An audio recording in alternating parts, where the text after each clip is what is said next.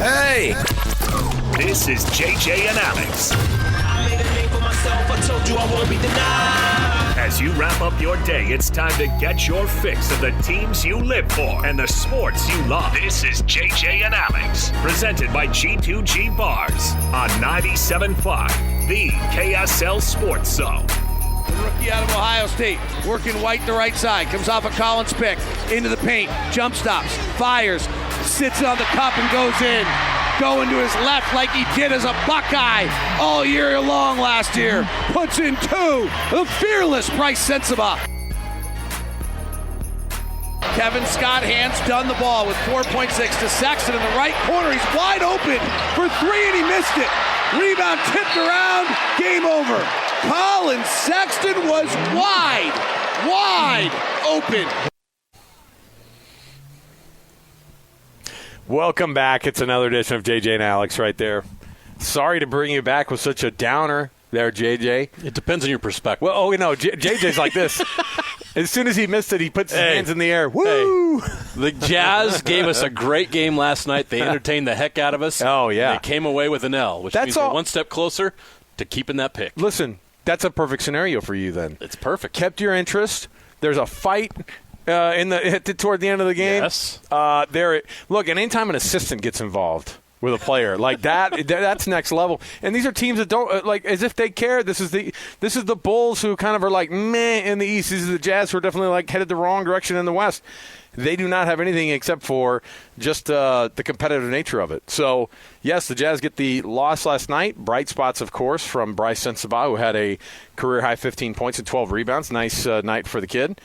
A fun one to watch too. It was a fun game to watch.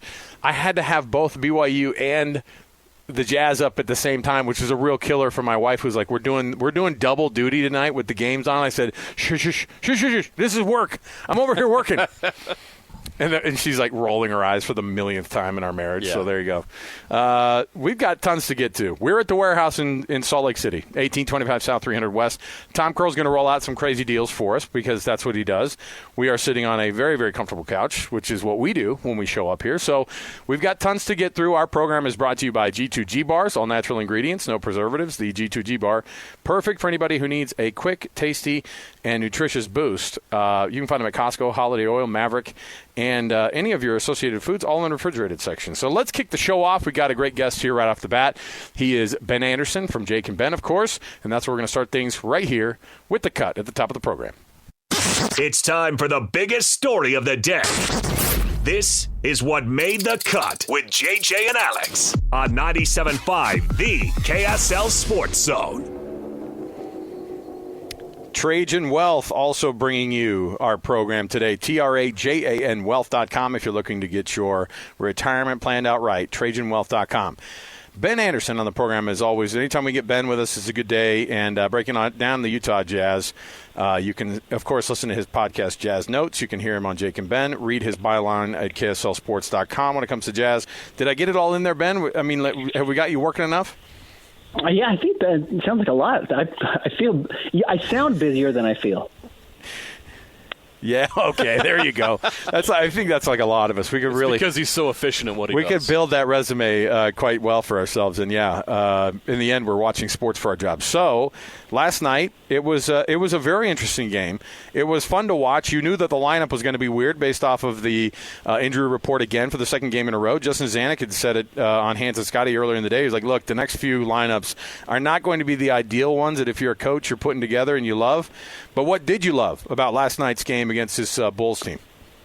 No, I like that they're still trying hard. I mean, that was a team of players and John Collins and Jordan Clarkson and Colin Sexton who, if they wanted to check out, they could have and just said, you know what, we're not going to the playoffs this year and it's not really about us anymore at this point. We don't know what the offseason looks like, but they all took it very seriously. I mean, Jordan Clarkson is driving to the rim and attacking the hoop with, a minute and a half to go and putting his body at risk doing that. And Colin Sexton only knows one speed, and that's 11. He's always going. And actually, since the trade deadline, I think John Collins has been pretty spectacular. He's not shooting the three well, but he's playing really hard. So I like that even on the nights when, the veterans could mail in if they wanted to, they're playing hard. And then, though we didn't get to watch Taylor Hendricks or Keontae George, which I think are probably the more interesting players for the Jazz, I thought it was good to see Bryce Sensabaugh have his chance to have a breakout performance. Yeah, a lot to get to with different elements of this. You mentioned the veterans. I was really impressed, too, that you're absolutely right. These guys could just kind of mail it in a little bit. They really competed last night, which is a good example to players like Bryce Sensabaugh on the team who are trying to learn how to be a pro. I think that says a lot about the culture that the Jazz have right now. Will Hardy is getting these guys to play even when there's not a lot to play for. Specifically, I want to ask you, though, about Colin Sexton because he's just been terrific this year. And for me, he's convinced me that he needs to be a part of the Jazz long-term plan. When they're discussing what the future is, Colin's a young player, but he's getting better every game. He plays with an energy and a passion that you love to see. And they already have him under contract. I feel like Colin Sexton has showed that he is part of the timeline here and he can be a part of the Jazz long-term plans. How do you feel about the way Colin has played, and you agree with that? Yeah, of the veterans, he's certainly been the best player. And that's where it gets really tricky because if the Jazz do want to make a splash and go and, trade for a player, they're going to have to include some contracts. And probably, if you're talking about an all-star level player, a high-level player, they're going to want a piece back that isn't just salary filler or isn't just an aging veteran that may not be something they can build around. They're going to want somebody like Colin Sexton in a trade. So in that sense, the problem is he is so good. And if you are going to make a trade to get a big-time player, I think that's going to be the person everyone asks for, and rightfully so, because like you said, JJ, I don't know his minutes per game offhand, but it's probably like 23, 24, and he's averaging 19 points a game. He just doesn't play a whole lot. And he does score a lot, and he plays really hard. And I don't want to say he's a culture setter because he's a very unique personality, but he's far from, a bad guy to have in the locker room. I think everyone likes having him around. I like that he plays hard every night. So that's really valuable. And I guess the nice thing is, and it's what Danny Ainge and Justin Zanuck did really well at the trade deadline, or I guess it's in summer 2 years ago in 2022, where they told everybody, hey, guys, we'll just hold on to Rudy Gobert. We'll just hold on to Donovan Mitchell. We don't have to trade these guys. If you like them, you got to keep adding more to the package. You got to meet our price. And I think that's how the Jazz probably feel about Colin Sexton. I wouldn't call him untouchable, but if they like him, there's no reason to trade him unless you have a really great deal to send back. So I think that's the value in Colin Sexton, is that he does have value in a trade, but if you don't want to move him, you don't have to. And you get 20-point per game production, which is unique and something I think you were hoping for. And as much as I think everyone anticipates Keontae George having a big breakout, next year, and I'm actually in that group too, I could see him, given the right situation, being up close to 20 points per game. If he doesn't hit it, which is not actually all that, uncommon, where sophomores don't make that big jump you're expecting, that's fine if there's another person in the backcourt for him to share the ball with and have another lead ball handler. So by no means would I be in a rush to get off of Colin Sexton's deal. And then, you know what? I don't know if he's the type of guy who's going to demand max money in 2 seasons when he's a free agent. He might be a guy you can kind of continue to sign at a pretty reasonable number, a high number, but not maxed out just for the case of maxing somebody out. What does that do for the long-term plan, or how does it affect, if it does at all, the Jordan Clarkson tenure in Utah? Or is it tied to it at all? Because there's part of you that goes, all right, Colin Sexton, you're getting all of this out of him, and then you got Jordan Clarkson, who you also were kind of getting a lot of those similar traits, right? A guy who plays hard. He's a leader in his own right, has his own way of doing it, but also is a scorer. So how does that affect JC's future? Yeah, I think there is some overlap there, and then you talk about Keontae George as well, and that's where it gets difficult because, honestly, I don't know if you can play Keontae George and Colin Sexton together in the same backcourt starting for 30 minutes a game. That I think is actually kind of the hard part for what the Jazz want to do with Colin Sexton is he okay not playing second fiddle, but not being the starting point guard with the ball in his hands, because, all signs point to Keontae George being that guy, and that's who the Jazz are trying to mold him into. And he's done a heck of a job in his rookie season, showing that probably is what he is going to evolve into. So that's the issue, is that neither of them are huge. Keontae George is probably 6'3", 6'4". Colin's probably 6'1", 6'2". The Jazz probably don't want to repeat what they did with Mike Conley and Donovan Mitchell, which was 2 small backcourt players. So was Colin okay assuming that 6-man role, which is what Jordan Clarkson has done most of his time in Utah, has kind of gone back to that this year under Will Hardy. Is there room for all of them? I would think not. And, unfortunately, you do have to pick one or the other, and I do think those guys will have value to other teams. Bryce Sensabaugh taking advantage of the injury situation with the Jazz, not only getting a lot of rotation minutes, but made his first start last night. 15 points, 12 rebounds. This has been a pleasant surprise at the way he's played and developed here quickly with the minutes he's getting. What's your evaluation of what we've seen from Bryce Sensabaugh so far? Yeah, he is an extremely talented shooter. He has the ability to create a shot for himself. I like his pacing. Like, he's not super quick twitch. It's not how he gets anywhere, but he is so strong and he's so big that he seems to be able to get to his spots and then can get shots off. Like, he'll get a shot blocked occasionally, but he had a couple of tough shots yesterday, driving to the rim or pulling up a mid-range that, honestly, you kind of need in the Jazz's future, because I don't know if Lauri Markkanen's going to develop into a guy who dribbles into an 18-footer or a 15-footer. And Keontae George does it some. He gets his shot blocked quite a bit when he does it. Colin Sexton's a little small. So when you have a guy who's 6'5", 6'6", like you have there, he can get into the mid-range. He can get his own shots off, and that's what he did at Ohio State. So Bryce Sensabaugh is really intriguing in that sense. And you know what? For as many issues as he was, rumored to have defensively, he certainly tries. I mean, he's putting in the effort. It's not like he doesn't try on that end. And Will Hardy talks a lot about technique. The nice thing is you can teach technique. It's not like the physical skills aren't there. So I'm pretty intrigued by Sensabaugh. My only question is, how much does he need the ball in his hands to be effective? And can he be a guy who stays engaged if he's not getting a lot of touches? And if he needs touches, do the Jazz even have the ability to find it for him? Johnny Juzang, here we are talking about Johnny Juzang here. It's March. It's time. That's what we do. It's time. So Johnny Juzang did not have the rock-solid 20 minutes that he had the other night. What's his future like with the Jazz? He's on a 10-day. You can't do the 10 days anymore next year. So what does it look like for him long-term with this Jazz organization? I would assume there are a handful of other guys, too, that are wondering what their future looks like, not just for the Jazz but in the NBA. Yeah, I could see him, back this summer and on the summer league roster, but he may want to go sign somewhere else and may get some interest somewhere else, or may decide to go over to Europe. But he could continue to try out for the Jazz roster. Again, the hard part about the Jazz is they've got, Walker Kessler's only going to be in his third season, and you're only going to have three of these players, these 20-year-olds now, Bryce Sensabaugh, Taylor Hendricks, and Keontae George, are going to be sophomores and still only 21. And then you're probably going to add at least one more rookie next year, likely a top 10 pick. Maybe the Jazz package all three of those draft picks, but I still think they're going to bring in one rookie. And all of a sudden, you've got five guys on your roster who are third year or younger. It's just a lot of youth, and at some point, it's hard to develop everybody. And you might get a guy like Johnny Juzang who says, you know what, I can't wait for my turn anymore. I can't wait for it to be my opportunity. And, the Jazz have Jason Preston, who we haven't even seen yet. He's signed to one of these two-way deals.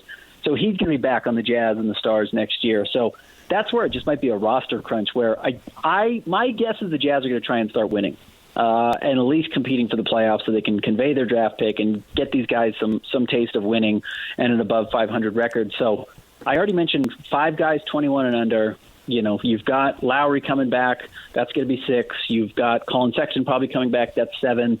One of Jordan Clarkson or John Collins, I'm sure, is back. That's 8. And then you've got to start adding, rotation players and guys who can actually help you win behind those players. So I don't know how young you can actually be, and that might weed out roster spots for guys like Johnny Juzang. There were some fun moments last night. Jordan Clarkson's dunk was an awesome moment, getting a chance to win the game at the end. But I think everyone's going to remember that game last night for, I don't want to call it a fight, but some pushing and shoving in front of the Bulls bench. John Collins and Colin Sexton involved in that. Even an assistant coach for the Bulls gets involved in that. Were you able to get to the bottom of what happened there, what caused all that, and what could the fallout be from this?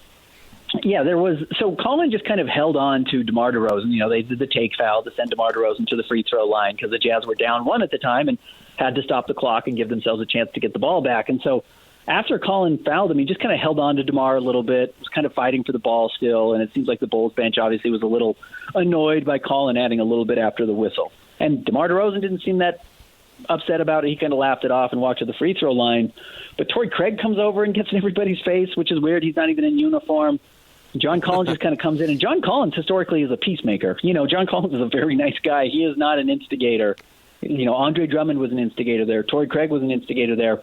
So for the Bulls assistant to put his hands on anybody not named or anyone not in a Bulls uniform is very kind of uncouth. That's really out of the ordinary, unless there's just full fist being thrown and you have to break it up at any cost. And that was the case. So I'm totally understanding why John Collins was a little, weirded out by the idea that one of the Bulls coaches was touching him. That's not his job at all. You can hold your players back, but you don't get to touch other players. So right. John to be mad and push his arms away was totally justified, and I won't be surprised if the league does find the assistant coaches. You don't want coaches getting involved in this. They've got to set the example, and you hold your players back. You don't touch other guys. So I won't be surprised if maybe John gets a little fight or a little fine because he did put his hands on the coach's neck. But I would expect the coach's fine to be a little bit bigger if there are fines handed down. Yeah, I think Fleming's the one that's going to get hit, if anybody. And, I mean, it wouldn't shock me if, even a game suspension. Anytime you see, the assistants, you're like, I don't even know who this cat is. Yeah. And then we're suddenly very well aware of who you are. That's not good for you. We should not know who the assistant coach of the Bulls is. No, that's part of the deal. Yeah, absolutely right. I learned Chris Fleming's name last night. I should never know who Chris Fleming is. With all due respect. I had never heard of him until last night. Guys, I'm not kidding, and I cover the team full time. There's assistant coaches on the Jazz who I don't know their names. Yeah, they're supposed to be anonymous, right? You are behind the scenes. You don't need to know everybody's name, and that's just fine when that's the case. The Utah Jazz, of course, the rest of the way here, like you said, you wouldn't be surprised if they just said, hey, you know what, buckle down, let's win as many of these games as possible. How long do we know? I mean, I know that Walker was, I think, a full participant today in practice. I know that Taylor Hendricks, Lauri Markkanen and Keontae George are both day-to-day. How close is that? I feel like the illness that Keontae was going through is probably an easier one to sort of get through versus, actual quad contusion. So what do we know about Lauri's process and all this of getting better, and Walker and Keontae? Yeah, I'm not rushing anybody back to play in Denver. That's just going to be a tough game. Right. Denver's playing the Celtics tonight. If Denver loses, they lost to Phoenix 2 nights ago. If they lose tonight, they're going to be hungry to get a win, and they're going to want to come out and smash the Jazz. I'm not forcing Lauri Markkanen with a bruised quad back onto the floor just to get him out there. So I would be patient. And the nice thing is the Jazz don't play tonight. They don't play tomorrow. They play Saturday. They have Sunday and Monday off. They play the Celtics Tuesday, another brutal game. And then you have Wednesday, Thursday off. So, realistically, if you want to hold Lauri Markkanen until a week from tomorrow, he would only miss 2 games, which, he's the star of your franchise. You want to give him $150+ million this offseason. Don't rush him back. It is an opportunity to get other guys on the floor. I think you like knowing, with Luka Šamanić, a long-term part of the roster. Will Hardy seems to like him. His production has been mixed when he's been on the floor. You don't mind Keontae George getting touches if he comes back. You don't mind Bryce Sensabaugh getting more touches. So I'm not rushing Lauri back at all. And if you end up with the 9th pick or the 8th pick as opposed to the 10th or the 11th, if you get jumped in the lottery and lose your pick, it's worth it to have Lauri sit out a couple of extra games. Not that I think they're a major threat to beat either Denver or Boston, even if they're fully healthy. Someone asked you a very interesting question in your mailbag about the Jazz and the 2025 NBA draft. Asking if the Jazz would tank in 2025. Now, A, is the draft that good that the Jazz would even want to consider that? And B, can Jazz fans stomach another season of that? Here's the thing. I think the Jazz front office can, and that would really be a drag for a lot of Jazz fans. I know they're kind of tired of this. And the thing is, the Jazz are going to operate at their own pace, and if they need to lose 80 games and only win 2 picks, or only win 2 games, if they think that's what's going to get them closer to a title, I firmly believe they have the stomach for it. And everything I've been told, talking to people who know, say they are willing to lose as many games as they have to if they think it will get them closer to a title. With that said, they didn't tank last year to get Victor Wembanyama. They certainly did the last 10, 15 games of the season, but they were 35-36 at one point. They were better last year than they were even this year. So, they're tanking a little bit more this season. Would they tank more next year? Conceivably. But I just think they're going to be too good. I think if Lowry's healthy and Collins back and Walker's going to be a little bit better next year and Keontae's going to be better, Taylor Hendricks looks like he's very promising. I have a hard time seeing the Jazz losing enough games to be in real contention for the two players at the top of next year's draft who are Cooper Flagg and Ace Bailey, who are expected to be, high-level all-stars in the NBA. I would be surprised if the Jazz were able to only win 20 games or 25 games because, look at the new standard of what tanking takes in the NBA. It used to be 23, 24, 25. Now it's, Detroit and Washington are sitting on 9 wins still. Yeah, 12 wins. 9 wins. Those guys are going to win 12 games this season.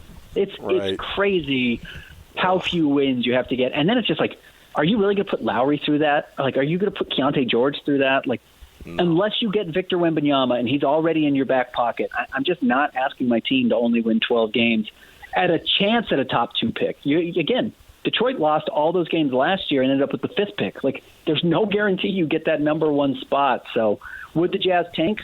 If by midseason they're not playing well and don't like their playoff odds, yes, they could do it again next year. I wouldn't sell them. I wouldn't say that's an impossibility, but I don't think they go into the season with a plan of winning 25 games next year.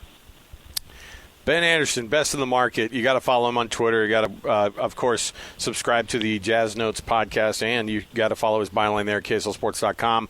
The Jazz at the Nuggets on Saturday, and then they have 4 in a row at home before they head back out on the road again. So, Ben, we appreciate it, man. We love having you on. You're the best, man. Thanks, Ben. Thanks, guys. Talk to you soon. There you go, Ben Anderson. Man, I can't stomach another season like this. He didn't even mention the fans part of it, too. I don't know. At some point, you need to see progress. Because the fans, and you can't keep waiting for the next draft and the next draft and the next draft. You've got to figure some stuff out. You know what? Now that you said it like that, we are the ones that – it's the players – you don't want to ask Lowry of it, but he's also getting $28 million a year to do it. We aren't making $20 million a year doing it. We're just below that. The fans – just a little bit. The fans – can walk away from the team game to game. How can you ask somebody to buy season tickets next season knowing you're going to do that? Dude, so I have a neighbor. They split the they went halvesies with friends of theirs on season tickets. And he's like, they're trying to shove tickets onto each other. No, hey, I know this was your game. Or I know this is my game, but do you want the tickets? I mean, that's the kind of person that I am. I just want you to have them. When they're taking on the Bulls, when they're taking on the Hawks in Salt Lake. Excuse me. Yeah, it's going to be a tough one. So you know what? We are the ones that have it the worst. The people who cover it in the media. All right. Oh, right. Yeah. Those are the ones who have it the worst. Who have to cover a team that's struggling. We can cover it any way they make it. That's what we do. We react to whatever it is. I can't imagine what it's like to have to fork over thousands of dollars for tickets when you know what you're going to be getting for the tickets. Right. It's a tough sell, and that's the line the Jazz are towing right now. I 100% get and support and applaud what Danny Ainge and Justin Zanuck are done with the support of Ryan Smith. But eventually, at some point, you got to flip it. You got to start winning games. You got to start getting closer to being that contender that you're trying to be. And you can't just lean on, the next draft, the next draft, the next draft. It takes more than one player. Alex, we're seeing Victor Wembanyama, who we all believe is a generational talent. The Spurs stink. Oh, yeah. And they're not that close. They got a lot of guys they got to go get. They're awful, and they're only him. What are they? Only the 4th worst team in the league, too? Right, exactly. So, they're bad, but you have a next-level bad with a couple of single-digit win teams in the East that are fighting for – whatever a version of a number 1 pick looks there's like 2 teams with the worst record, and the Hornets aren't far from the Spurs. Right. And the Blazers, too, are pretty bad. So there's 2 teams with 9 wins. Hey, that's who the Jazz – 3 teams with wins in the teens right now. That's who the Jazz have, by the way, in the Northwest Division. They still have the Trailblazers beat. Now, they do. Now, the winner of the NBA title will likely come out, I feel like, of the Northwest Division between the Timberwolves, the Thunder, Isn't it crazy that the top 3 teams in the West right now are all in the Northwest Division teams? We don't really care about divisions No, we anymore, do, too. Hang the banner. Stop it.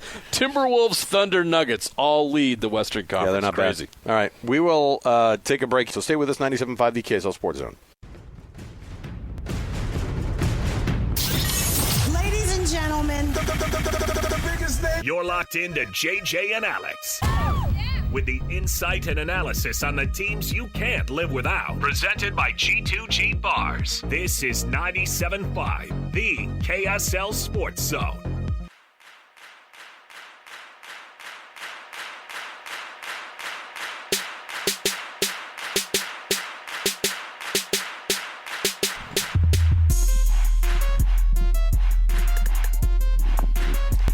Welcome back. JJ and Alex, 97.5 the KSL Sports Zone. Happy Thursday to you. We're at the warehouse. Well, how come you guys put the plastic wrap around the massage chair? Is that to keep me off of it? It's fine. I get it. We got to be pros here, JJ. We do. We definitely have to. They did not want us to be in the massage chair while we're doing the show. They don't trust us anymore. That's okay. I get it. They wanted us to focus. That's fine. Don't you showered today. Oh, good for you. I'm in a suit. Oh, you're looking at it like it's a different plastic wrap situation. This is like, That's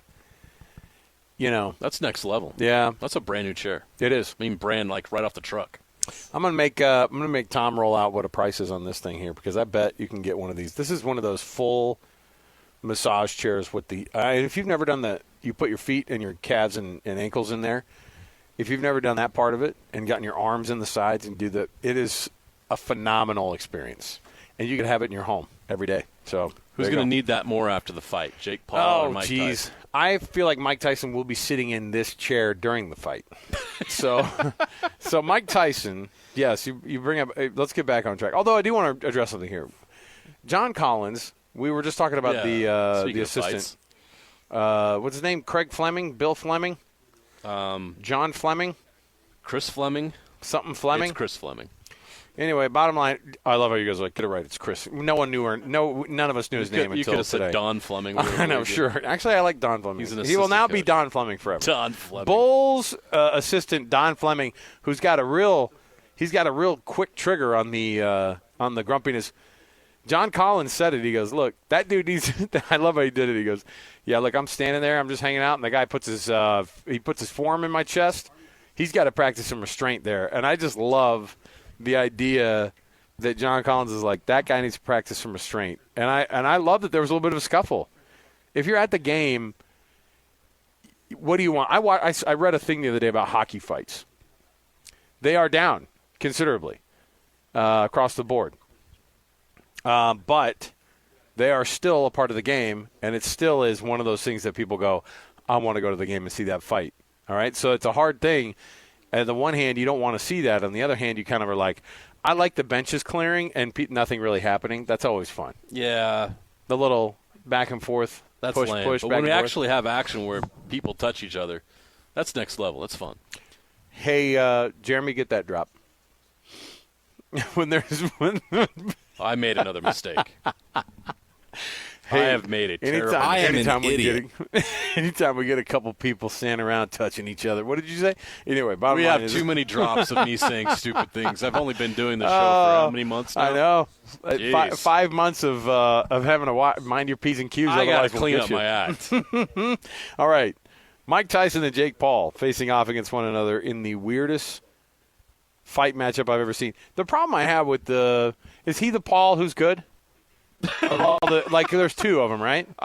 To be honest with you, I care so little about the Pauls that I couldn't tell you which one's better. Jake Paul, is he the better one, Jeremy? I love how Jeremy's like, I have the definitive answer on this. Is he the guy then? I've heard enough. He's the one who, he's the one who's actually like people look at him and go, Paul you know and what? Jake Paul. Yeah, right? Logan's he's the double A, and the major league guy is Jake Paul. Although we haven't seen him, it's like he almost takes on real boxers. He'll almost take on somebody, and this is in that category.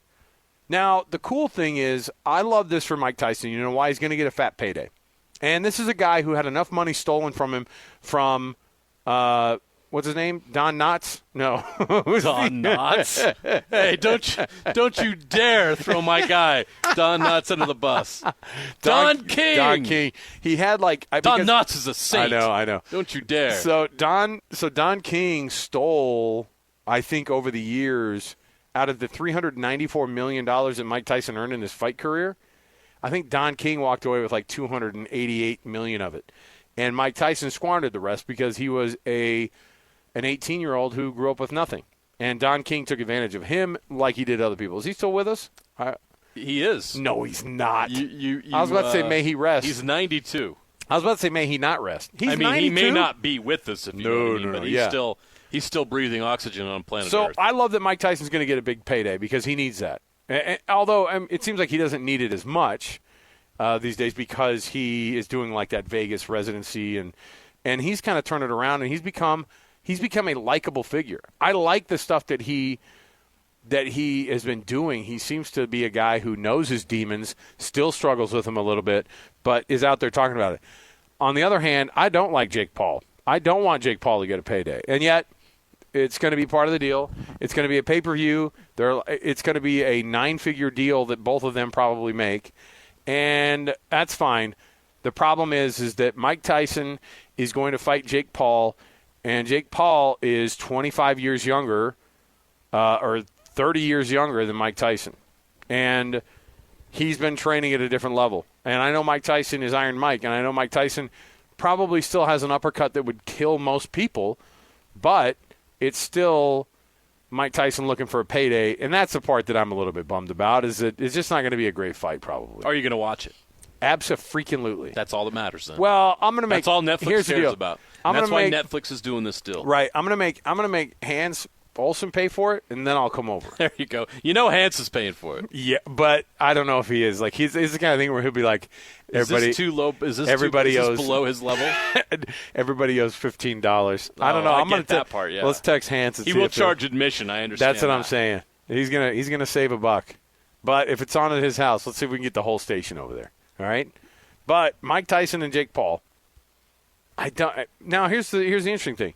If I have regular Netflix, does that mean I can watch it, or are they charging in addition to?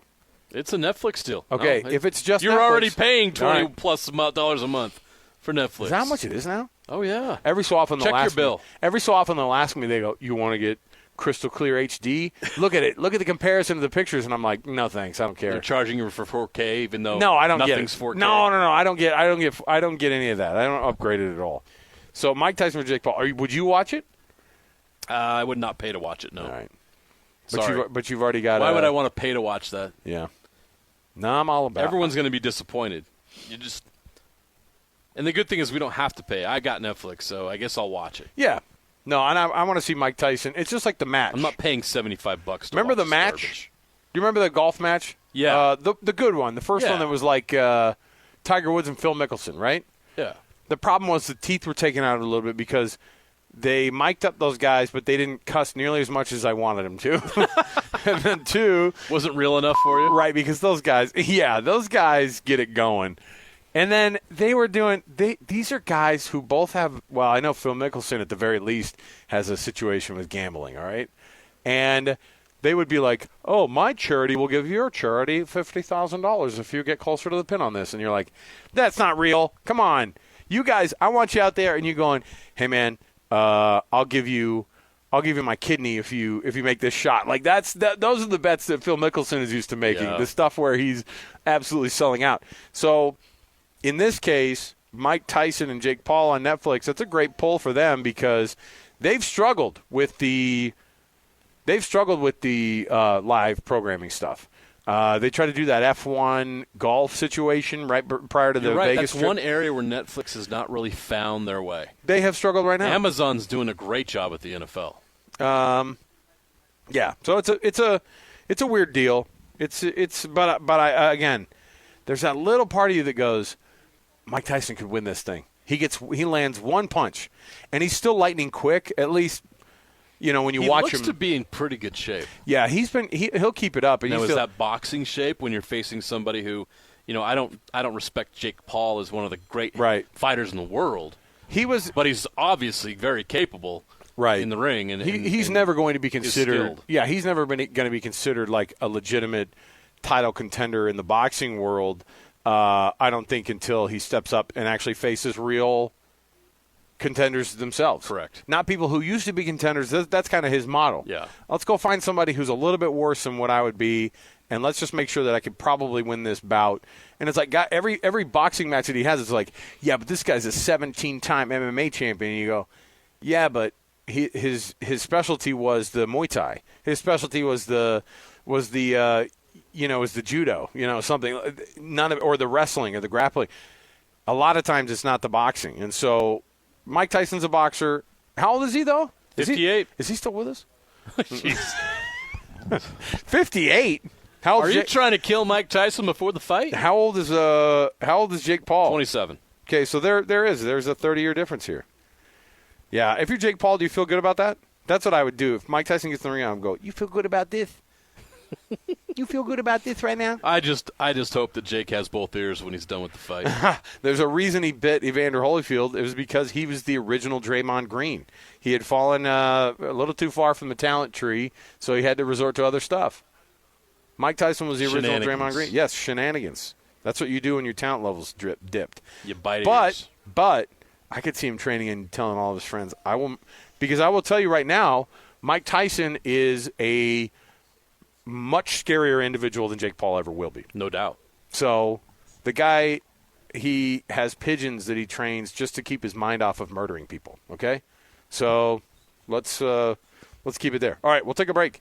We've got tons to go here still. We're at the warehouse. We're going to have Tom Curl join us in just a few moments.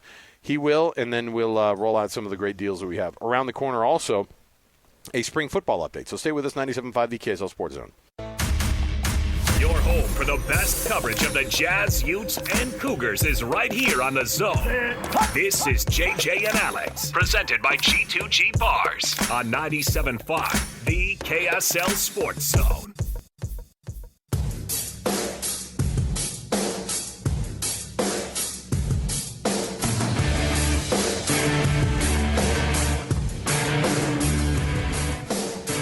Welcome back. JJ and Alex, 97.5, the KSL Sports Zone. Thanks for being with us. This portion of the show, as always, well, not always, but we wanted to make mention. You can nominate the youth sports volunteer in your neighborhood who makes a difference more than anybody else that you've seen, somebody who deserves that recognition. By the way, coming up in the final hour of the program, we're going to be reading the winner of this week's Hercules Hero of the Week, who was nominated by a person. And this is what I love. The person who nominated the winner was like, they've been doing this for 20 years of just like absolutely killing it with this particular city's rec department, and just like they work every day 12 hours. They're awesome. Just top to bottom. They need that recognition. So I'm glad we're going to be able to do that a little bit. You can do the same thing. Nominate the youth sports volunteer in your area, or somebody who makes an impact in the youth sports in your neighborhood. KSLSports.com/contests. Every Thursday on our program, we're going to read one of those winners, and then Hercules Credit Union, because it's the Hercules Hero of the Week, they roll out a nice little gift for those people. All right. BYU spring football update goes like this before we get to Tom. We were looking at the top quarterbacks who BYU is going to be facing this fall. Now, there's the ranking of the quarterbacks, which we went over on the other day, and they have it like this. I think in the Big 12 rankings on ESPN, they have Noah Fifita, they have Jalen Daniels, and they have Cam Rising. Is that about right? Those are the toughest quarterbacks? BYU doesn't play Colorado, right? That's the thing. They don't face They do Shedeur not. Sanders. So no Shedeur Sanders for BYU. Okay. So, yeah, I think those three, and those are three really good players. Now, Jalen Daniels, we know how talented he is, but he played very little last year. How is the back? Is he going to be able to get back to who he was 2 years ago? Is he going to get back to being the player that earned preseason Big 12 Player of the Year honors last season? We don't know. And that's going to be a wild card in the Big 12, because if Jalen Daniels is Jalen Daniels, Kansas all of a sudden becomes a real threat to win the title. So, by the way, Tyler Batty, who came back for the express purpose of getting an extra year of trying to be impressive at that defensive end position, it's a spot BYU has been so lacking. And he is a phenomenal athlete, but what he has not done is been the guy who gets double-digit sacks every year, which is what you kind of need. BYU does not have the rush. They don't have that rushing or that the quarterback rushing attack that you're supposed to have at this level. And if you're going to compete in the Big 12, my heavens, you got to show up. You got to make this happen. So I think guys like Tyler Batty, they see the list of quarterbacks who they're facing off against on that defense, And they're a mix between excited and determined to try to figure out how they're going to attack these guys and put pressure on quarterbacks where they have been so lacking in that category. They just have not been able to put pressure on quarterbacks over the last few years. So excited to see what – I don't know, is Jack Kelly going to make an impact year one? Yes, is that what 100%. So he's going to come in. Jack Kelly could have the same impact. It's not the same position, but Eddie Heckard, he could really be that kind of a disruptor, making plays. It's obviously at the linebacker position, but he's somebody who could get after the quarterback. He did that at Weber State last year. If he can do it on the other side, by the way, if you have a threat on both sides, that's exactly it makes what you it need. so much better. You got to have balance for both of those guys. You can't have one pass rusher. Right. You got to have multiple. All right, there you go. There's our little spring football update for BYU tomorrow. Accessing. When TV and radio collide. Love it. This is what you get. You're listening to JJ and Alex, presented by G2G Bars. Don't touch that dial. On 97.5, the KSL Sports Zone.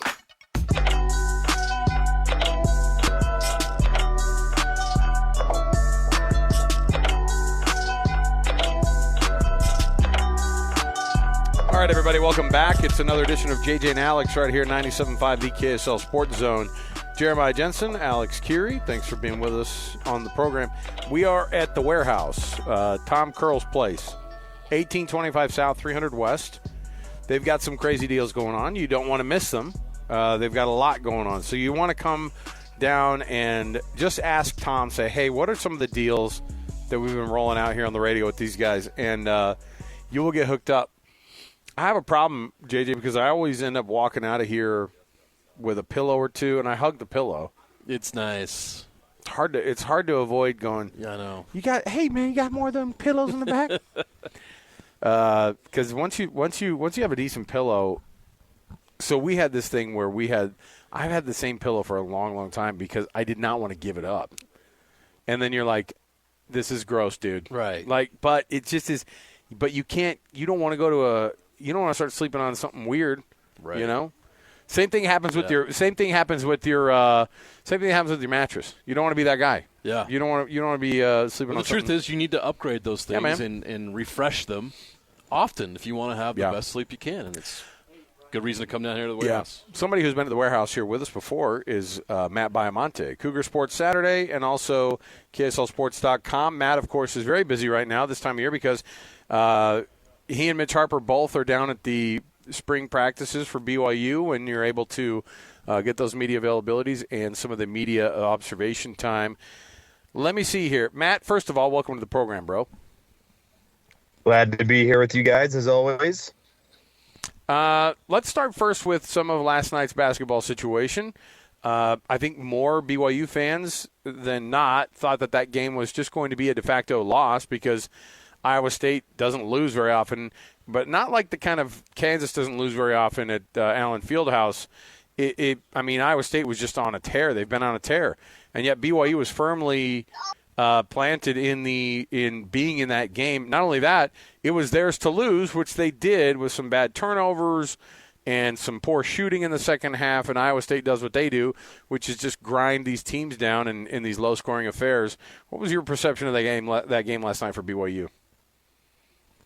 Yeah, it was a missed opportunity, and that's what Spencer Johnson and Coach Pope told the media earlier today, just because you have a double-digit halftime lead.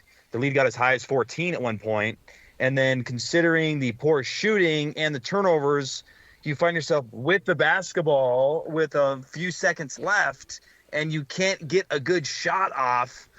That's a little problematic going forward, just late game. I thought that might have been solved, and now I don't know.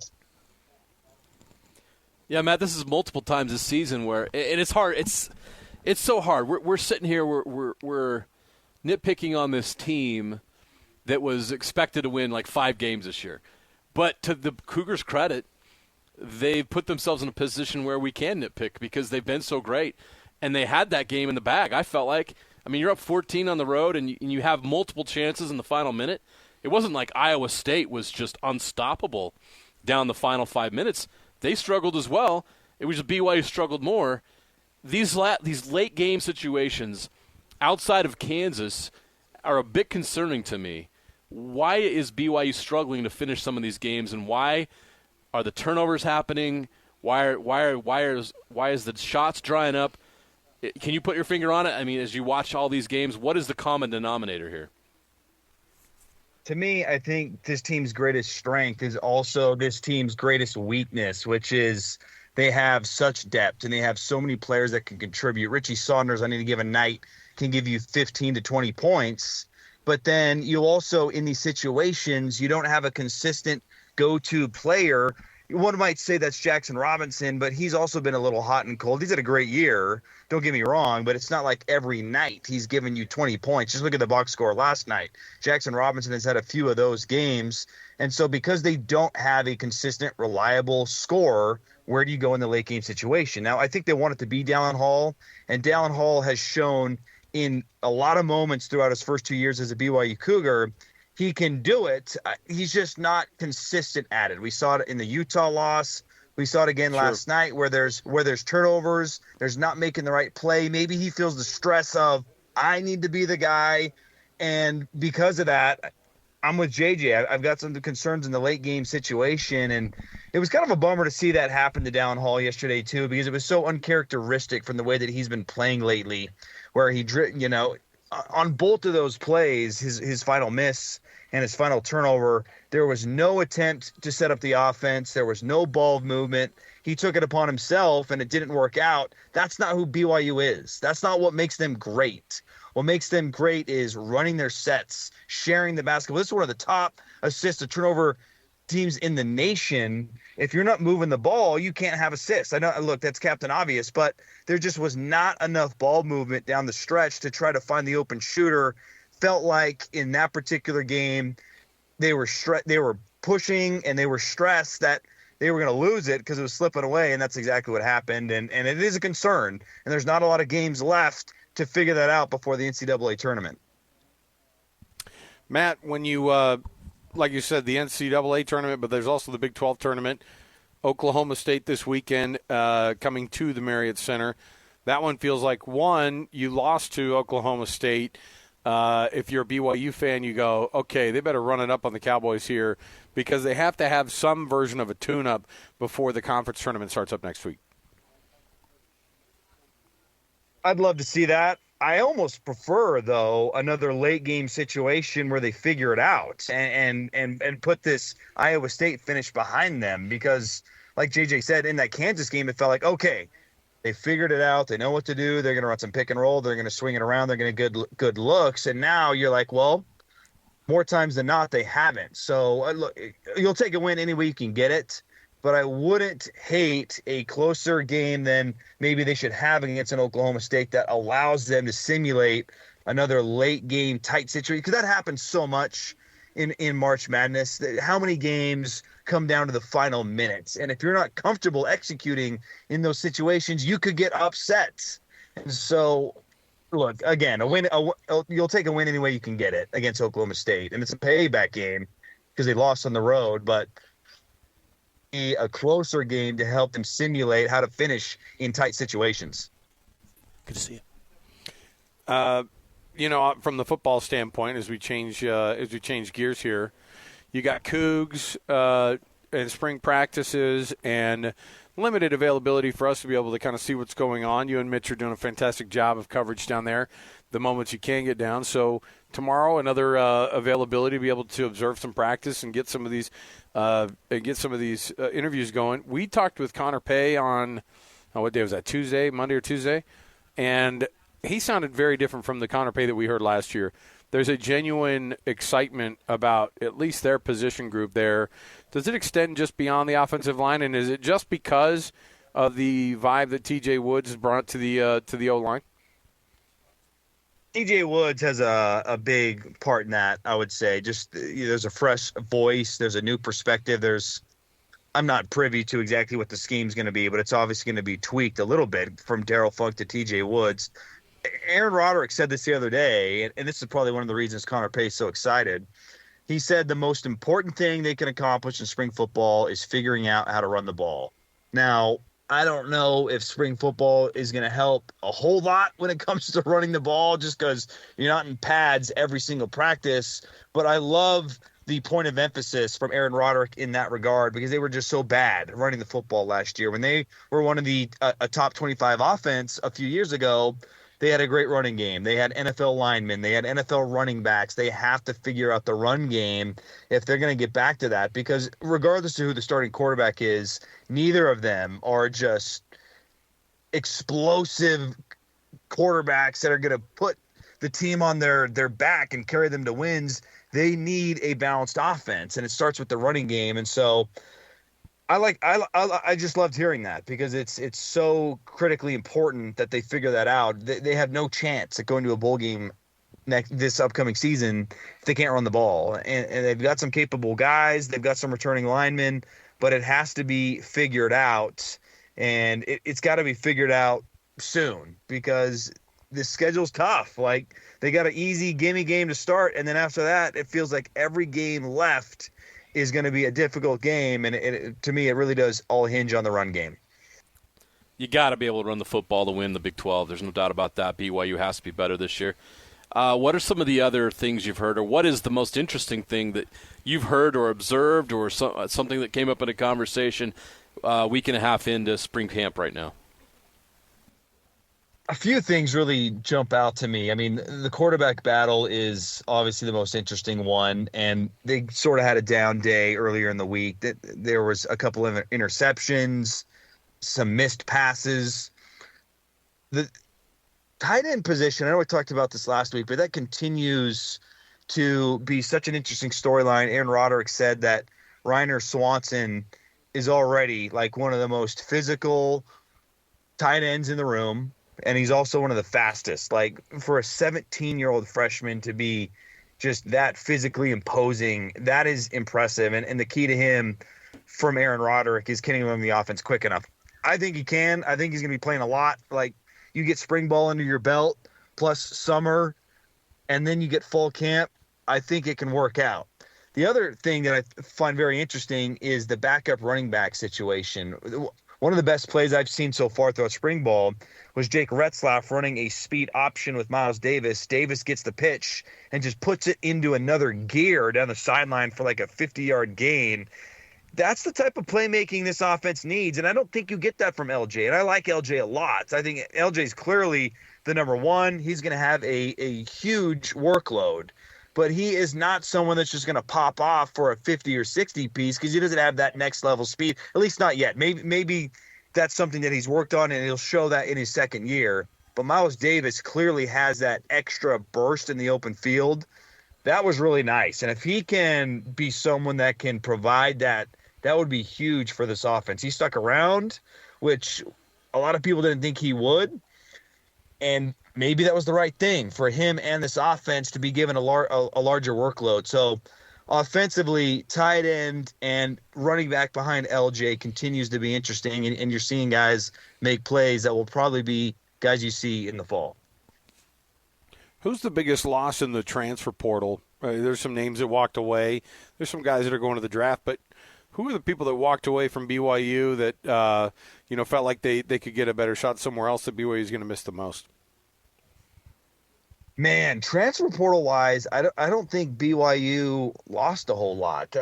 If you're just talking roster losses in large, I would say Kingsley declaring early to go to the NFL is a big loss, because if he comes back, they get Braden Kime back. He's not playing in the spring. He's got a couple nicks and bruises. They're being careful with him.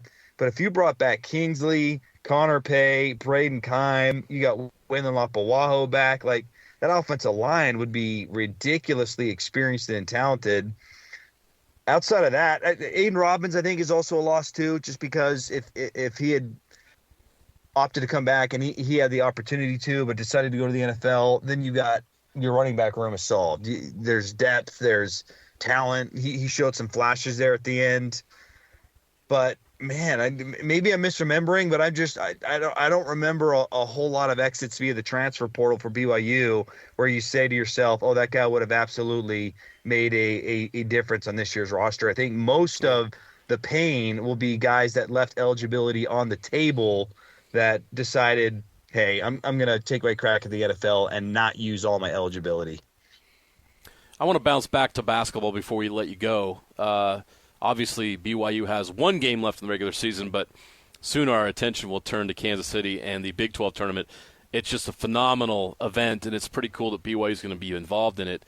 My question before we go into that, and we won't talk to you until the tournament's well in hand next week, what do you expect from BYU in that tournament? Do you think BYU is built for a tournament setting, or are you concerned about their chances of winning a game in Kansas City?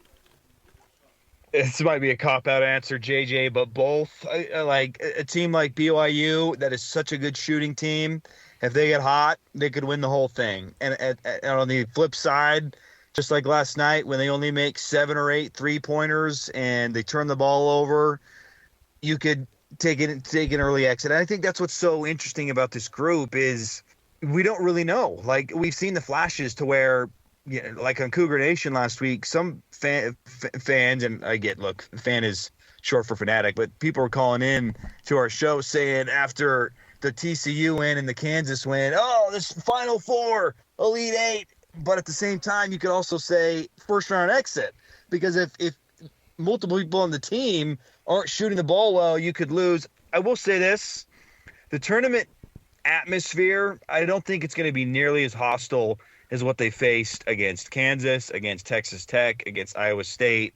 Those are all-time difficult places to play in college basketball. Top 10 most difficult places to play. Those fan bases care. They're rabid. It's not going to be like that in the Big 12 tournament. So I think in one sense that benefits BYU, that they won't feel the pressure that they felt last night. It's just too hard to replicate that in a neutral site. I think that benefits BYU.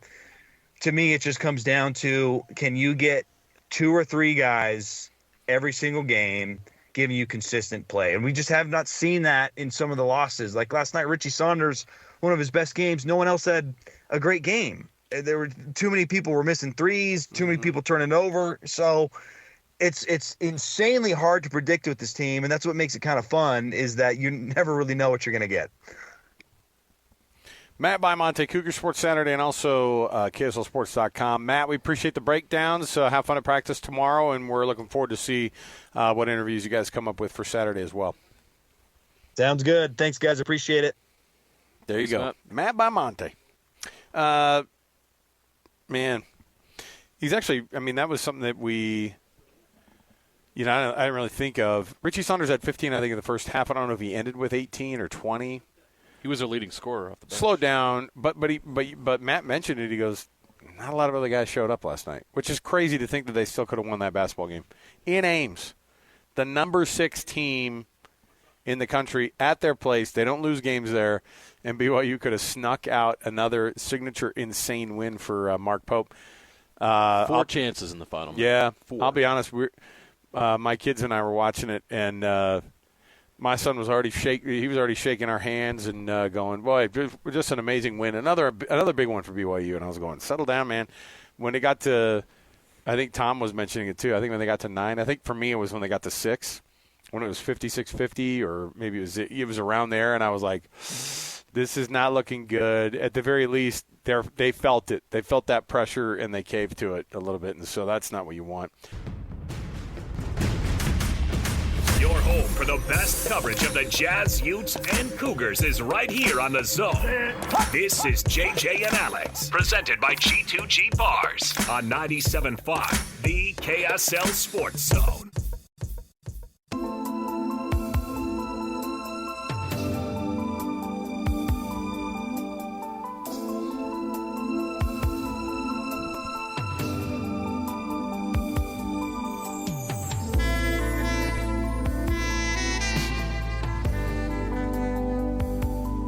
Ever since JJ joined the show, way more soft rock and soft jazz. Why is that? You just kind of have that vibe about you, just kind of that part of the deal. But we specifically I certainly enjoy my fair share of yacht rock. Oh, yeah. No, but, for sure. I gave you guys a suggested playlist to add to the show. We have some really of them. high-energy hard rock stuff. I'm not hearing it. Well, listen, this is specific. All I'm hearing is Kenny G. Now, listen. Specific to this segment is Kenny G, though. So this is our first world sports problems. Okay. And what a first world problem is, you're familiar with what the concept is, right? Very, yes. You actually I have a lot of first world You always get, yes, we problems. do. You get embarrassed almost when you realize the amount that you're complaining about something you have no business complaining about. Only things that we in the first world can complain about, because people in the third world would look at you and go, do you realize what you're complaining about? That's the point, right? So on the sports level, it kind of gets the same thing. Before we get to our first world sports problems, though, you ready for this? We've got our Hercules Hero of the Week. It is your Hercules Federal Credit Union Hero of the Week. And that Hercules Hero of the Week is Matt Marziel. Matt puts in tireless efforts as the Parks and Rec department head for Salem, Utah. Has turned Salem into a destination for baseball, football, soccer, and family fun. The person who nominated him said, Matt, I'll see him at 8 a.m. and I'll see him again at 9 p.m. still working. It's about time that he's recognized. He's been doing this for over 20 years. I think everybody knows somebody like Matt Marziel, right, who has turned around the youth sports in their area, and that's exactly who we want to honor, is people like Matt. So congratulations to Matt Marziel, the department head for the Parks and Rec at Salem City, down in southern Utah County there. So there you go. Matt, we appreciate you being that person in the community that everybody needs. And he'll get a nice Visa gift card from the folks at Hercules Credit Union. You can nominate your youth sports hero in your neighborhood or in your part of the state, anywhere in the state of Utah. You just give us a nomination there, kslsports.com/contests. That's kslsports.com/contests, and you can roll that out there for you. Let me see here. Oh, yeah, now we're ready. Now we're still ready for the first world sports problems. You ready? I'll throw one out there for you. Okay. BYU couldn't get 2 top 10 wins on the road in the Big 12 in the last 2 weeks. That's some garbage. What is right wrong there. with that program? And you know what's funny? Again, this Mark is how Pope needs to be on the hot seat. He needs to be on the warm seat immediately. And you know what? You won at Fog Allen last week, convincingly. Yeah, what's and your you problem? can't go into Iowa State? Ames is not and even win? a city, technically. It's a township. Is Iowa State even any good? My favorite part about all this effort is, last night. This is exactly what my kid says, though. This is where we get. This is what a lot of fans would Oh, no, 1,000%. This is where you get. Where if they would have beat Iowa State, they would have likely have been 11-7 in conference play. And had the 4 seed. And had the 4 seed in the Big 12 conference tournament. They would have been a 4 seed probably in the NCAA tournament. Am I wrong? No, you're not. If they would have beaten Iowa State and then finished everything out 11-7. Because San Diego State lost, which is right. I mean, if we're looking at bracketology. San Diego State got a bad injury now, too. Their big man got hurt. No. And this is not the time of year for it. Oh, here comes the wham. There's a first world problem. The team that made the NCAA championship game last year. San Diego State, we're not going to be able to. has an injury. We're not going to be able to be a 5 seed instead of a 4 seed. That is that's a perfect first world problem for San Diego State. We're not going to be able to get to the Final Four for 2 years in a row, like we had totally planned out the last couple of years. Did you see the story the journalist that covers San Diego State wrote in his article about the referee in their loss? Was Mike Littlewood, the former BYU baseball coach. Oh, wow. And he's ref 4 of their games this year, and I think they've lost all of them. Okay. Like, he put it in the story. That's actually what the storyline was for him. So he basically is writing in a story that this referee has it out for San Diego State because he's a BYU I had guy. heard that about Mike Littlewood. I had forgotten that he actually was a collegiate level He is still reffing basketball games. Basketball ref. That's good. Okay, yeah. Talk about first world problems. Listen, San Diego State media, fans. Wow. You know how it is with their relationship with BYU. They're kind of the worst. It's the same vibe you get when you're talking to somebody about BYU to someone from the University of Wyoming. They're, you know how we lost that game, right? Psh, Mike Littlewood. How dare you? All right, I've got another first world problem here for you. Game was too close last night with the Utah Jazz. Took it down to the last minute. Had a little heart attack that they were almost going to win that game. That was close. They barely avoided a victory. Oh, boy. Thank you, Colin Sexton, for missing that shot.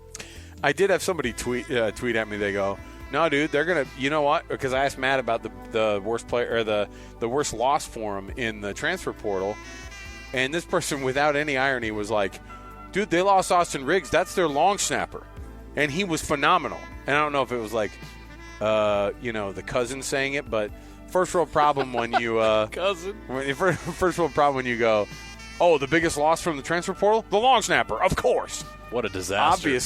Obviously, that's how are the they going to? Why don't even kick field goals next year? Don't even punt. Go for it on 4th down every series. You don't have a long snapper. Goodness. Completely changes BYU's season. First world problems. Listen, they help you They help you humble yourself at least a little bit, because there are a lot of people who they actually legitimately have these gripes, and the first world problems that we complain about here in the first world of. And by the way, the fact that we complain about sports in itself is a first world problem, right? The fact that we complain as much as we do about sports. Now, you did point out to me earlier there was a basketball score in the WCC men's. Is this a first world sports problem, or is this a real problem? It's a real problem if you're a Pacific basketball fan, or if you're a coach at Pacific. Okay. But now first tell us what the first score update was that you had given us, because that one was maybe the worst I'd ever. Let me set the stage for everybody listening. If you're not watching this game, and you're probably not, first round of the West Coast Conference Tournament. BYU certainly misses that tournament, don't they? Oh, boy. Ugh. All right. The Orleans Arena. Right now, with 15:59 left in the second half, the Pepperdine Waves lead the Pacific Tigers 66-16. Just a 50-point lead. Before though, and what's crazy is that you were showing me this game earlier, because now this is a bigger deficit point-wise, but it was more embarrassing before because it was 39-2. Yes. 39-2. So the Waves were leading the Tigers. The Waves opened the game with a 26-0 lead. Okay. That lead grew, as you said, to 39-2. Right.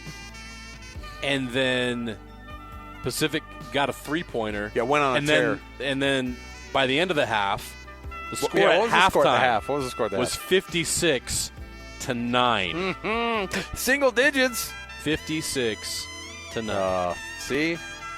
Brutal. You're not a Pacific Tigers guy. Again, first world problem. Can't play in the fun WCC tournament every year. Gonna miss that.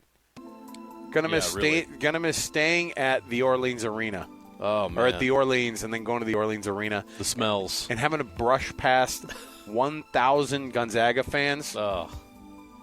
Not gonna miss it. It felt like it was rigged. They dominated that tournament so badly. It was. All right. We'll take the break here. We'll come back. We've got more to go around the corner. Tom Curl's going to join us again for some more Dills. So stay right here. We are at the Warehouse, 1825 South, 300 West in Salt Lake City, just east of the Costco, north of the Sam's Club. That's where you'll find us. So let's take that break, and we'll come right back. More to go. 97.5, the KSL Sports Zone. Listen, everybody. Real-life hypotheticals to get your brain churning. As JJ and Alex ask, would you rather?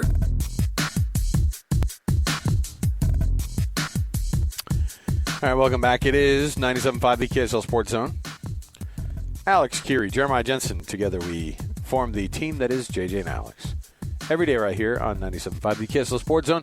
We're at the Warehouse, 1825 South, 300 West in Salt Lake City. If you come down 3rd West and you are kind of heading toward, sort of approaching the Home Depot area, you've gone too far.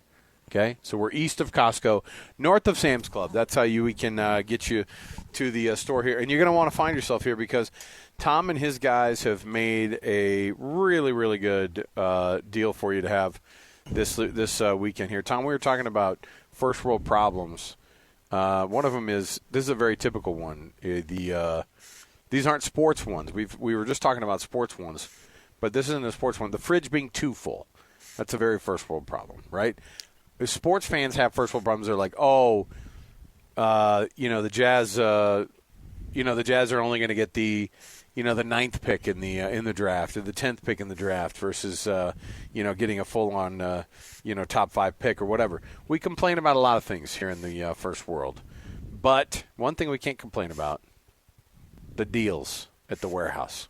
Okay. Well, you can complain that you don't have enough money to buy an adjustable bed. Well, no, what you can do is say, first of all, problem is too good of deals at the warehouse. Didn't have enough room in my truck to put it all in there. See, that's a first world problem. But they've also got you covered because you guys can do delivery for everybody. First world problem, you need a new mattress and you have money, but you want the adjustable bed and can't afford it. Okay. So let's solve that first world problem. Let's get it done. Right now. What do we have? I said we're going to talk queen. I have 3. We're talking floor models today. I have 3 queen floor models. The good base, and I have 1 harmony, and I have 2 tranquility mattresses. Remember those names. Harmony, Tranquility. Okay. These are setups. One that would be like $5,500. The other would be $6,900. The Harmony is the one that has the latex. Okay. The Tranquility? JJ's never fallen off the couch yet. No. Buckle up. Yeah, bud. Okay. Here we I go. don't want you to fall. Let's give him some time. I'm going to do your choice. Either or. For $7.99. Whoa, boom. This That's is the nuts. queen. These are the queen options. This is nuts. Okay. But I don't want you to feel discriminated against. Okay. Because you can't fit a king or a cow king. Let's So you're going let's to say get that good queen deal then. Yeah, listen. Got to do it.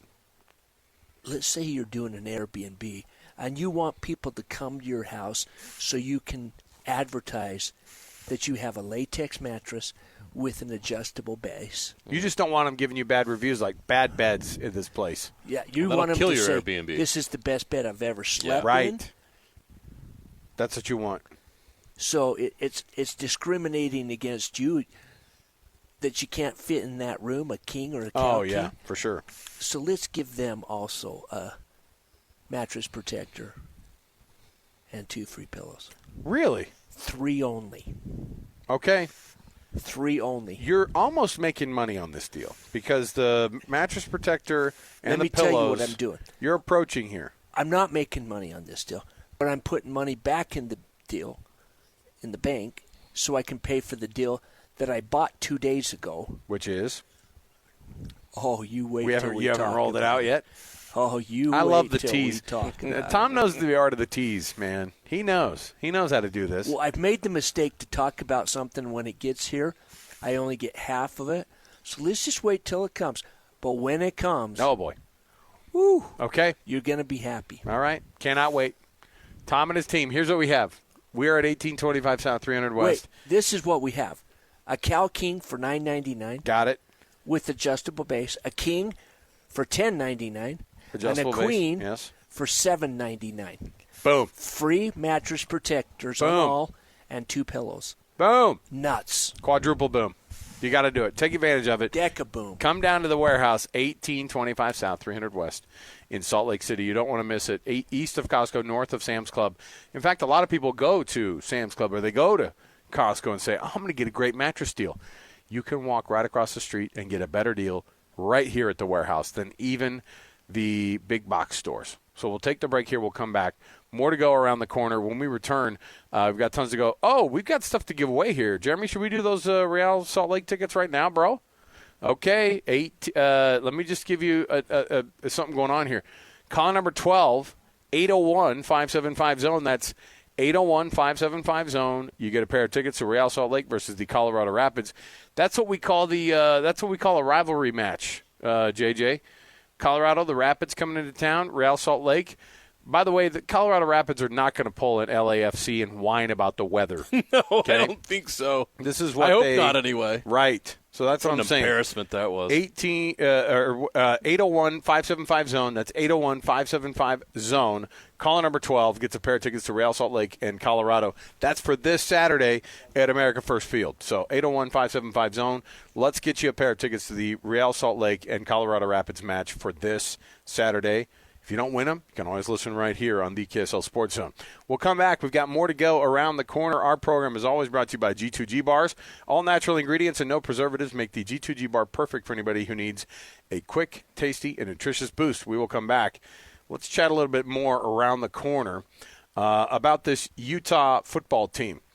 Let's talk a little bit about what you can expect out of a guy like Cam Rising, who we haven't seen in almost 2 years take a snap for this Utah Utes team. So stay with us, 97.5 the KSL Sports Zone. Ladies and gentlemen, You're locked into JJ and Alex with the insight and analysis on the teams you can't live without. Presented by G2G Bars. This is 97.5, the KSL Sports Zone.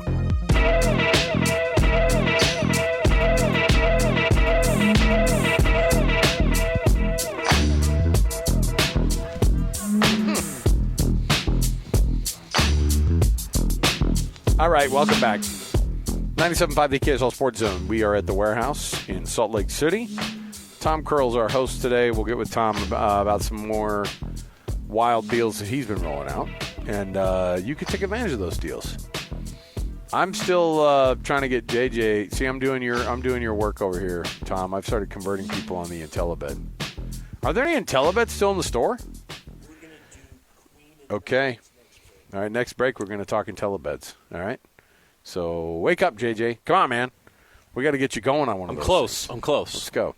I just dropped $1,000 on brakes. All right, never mind. Honda Pilot. So. But I'm going to do this soon. It's working. Would let you me rather? say that. You can't sleep. Hey, but listen. I love Tom. Tom goes, we're doing it today. Now listen, JJ. You can't sleep comfortably on brake pads. You know how that works. That's a fair point. Now, you might be able to sleep a little bit better knowing that your kid can stop the car with the brake pads working. There's some peace of mind there. You can actually literally sleep better. If you actually, you know what? Get the brakes. Yeah. Got to get the brakes. Yeah. Let me see here. We've got tons going on. Our program is brought to you by G2G Bars. All natural ingredients and no preservatives make the G2G Bar perfect for anybody who needs a quick, tasty, nutritious boost, but also brought to you by the folks at Trajan Wealth, TRAJAN Wealth.com. So let's kick things off as we always do with the cut. Let's jump in right here, and let's just get right at it, right at the top of the hour. It's time for the biggest story of the day. This is what made the cut with JJ and Alex on 97.5, the KSL Sports Zone. What's the ceiling for a no, actually, maybe the better question, JJ, is what's the floor for a guy like Cam Rising who already has 2 Pac-12 championships under his belt? Is the expectation of, well, he'll just waltz in and automatically Utah will be in the Big 12 championship game? That seems like, one, is that too much to saddle him with, considering that we haven't seen a lot of snaps from the guy? No. Okay. No, I think when someone's been in college football for 7 years now and has the experience and is proven and has won championships, why would you expect any different in their last season? That's a good point.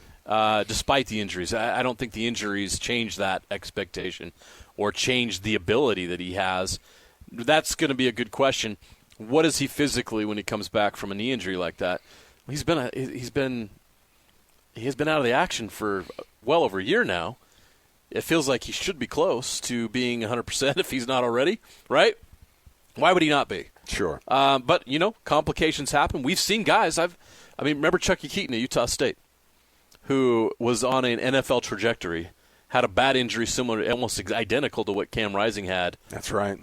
This past year. He was never the same. Right. And the NFL dream went away, and he struggled his last year at Utah State, where there was talk about benching him because of his lack of production. Speaking of Utah State, and this is different because Logan Bonner, another example, probably tried to get back earlier soon, than he needed to.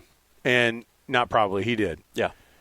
And Cam probably looked at that and probably had people telling him, dude, last year there was a guy, 2 years ago there was a guy at Utah State who tried to come back too early and went from being a conference champion quarterback to being a guy who was not helping his team out at all. It's a wild situation, but it is something that you have to look at and go, hey, you know what? You've got to come back at the right time, which I think he's done. The good news for him is, despite the fact that fans were ripped off last year by the idea of him maybe coming back. We kind of all were. We sort of all we were skeptical. Kyle Whittingham's like, me too. We were skeptical. I was ripped off too. But when they gave us the hope, it's like, okay, well then, if he's practicing, if he's getting reps, then here we go. What did he say about the Florida game?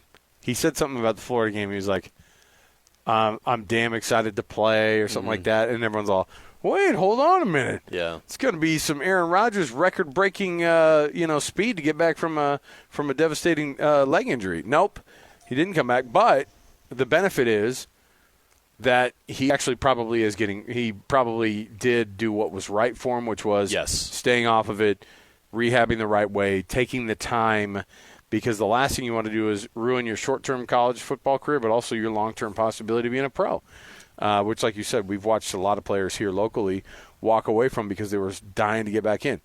I did think it was interesting because, hey, we're always doing our part to help Utah and Utah fans and Kyle Whittingham get some nice bulletin board material. You ready for this? Yeah. Okay, I've got the top 10 quarterbacks returning, or the top 10 quarterbacks of the year 2024 for college football. Number 1, Carson Beck. That's something that ESPN and CBS have both agreed on. Okay, Carson Beck being at the very, very top. Hard to argue against a guy who rolled up, and we didn't know his name last year, and he threw for 4,000 yards. And Georgia was undefeated almost the entire season. They lost one game. They end up being number 6 overall in the final college football playoff ranking. Quinn Ewers is number 2. Not a shock there, I don't think. I think that's a guy who a lot of people love. Now, this one is a wild shock to me of how high they've put him. You tell me, though. Noah Fifita is the number 3 quarterback, according to CBS Sports, in college football in the year 2024. Is that a bit much? When I see the rest of the list, it is. Jackson Dart's 4. Shedeur Sanders is 5. Riley Leonard, who played at Duke last year and is going to Notre Dame this year. Will Howard, by the way, I don't know how he made the list, but congrats. You play for Ohio State, you're going to be on the list. Okay. We got to stop. Okay. Stop talking about this list. There's no credibility. Oh, as soon as Will Howard's None. on it? Okay. Will Howard? He's on the list. The team he played for last year didn't even want him back. By the way, the whole point of this exercise is to tell you that Cam Rising is not on any of these lists. And when Will Howard's number 7 on the list of quarterbacks in the country right now, and Cam Rising's not on the list, that was a masterpiece of dog shit. That's exactly right. It's the way this list feels right now. Yeah, I don't like this list But I at all. digress. Let me get through the rest of them here. You ready? Yeah. Now, Kyron Jones is number 8 out of Virginia Tech. Jake Scott will be happy about a Virginia Tech quarterback being up on that list. And then Dylan Gabriel's 9, who I think a lot of people would put him at 3. Wasn't he at 3 on the ESPN list? He was at 3 on the ESPN list. So the ESPN list made a lot of logical sense to me. This does not. So Dylan Gabriel, they have his 9th, and they have 10th is Jalen Milroe. Jalen Milroe should feel slighted when Will Howard is ahead of you, and so is Riley Leonard ahead of you. Wow. Okay, but no Cam Rising. I look at that, though, and I go, you know what? I'm fine with that. He didn't play last year. That's he didn't fair. play last year at all. That's fair. So don't have him on the list. My whole thing is if I'm putting a list like this together, if I'm CBS Sports, if I'm putting a list like this together, and they go, what about, and they're sitting in their editorial meeting, and somebody goes, yeah, but what about Utah's Cam Rising? And the guys putting the list together go, we made the decision. None of the guys we want on this list, you can't have not played this last year, because then we have no idea what we're getting with you, so we're not going to put you on the list at all. But you do. Do you know what you're getting with them? You do. I think the only concern here is if the injury was so devastating that it permanently harmed him physically, right. How do we know that it's diminished not? his athleticism permanently. How do we know that it's not? I don't believe that. Okay. I don't buy that. We can't wait to see where he's at, and it's going to be interesting when he goes into fall camp where he's actually getting live reps. Even if he gets live reps in practice, we're probably not even then. But once we see him live first, it'll be really interesting to see where's his mobility, where's his athleticism. But he didn't have a shoulder injury. He can still sling the football the same way he did before. And he's surrounded by a ton of talent. As long as that offensive line comes together and they can protect him, I don't see why there's a belief that he's not going to be, like that he's going to be half the quarterback he was before. I don't buy that. Now, is Utah guaranteed anything because he's back? Of course not. Of course not. They're going to have to go out and it's a new group of guys that are around him than were there 2 years ago. They're going to have to figure that all out.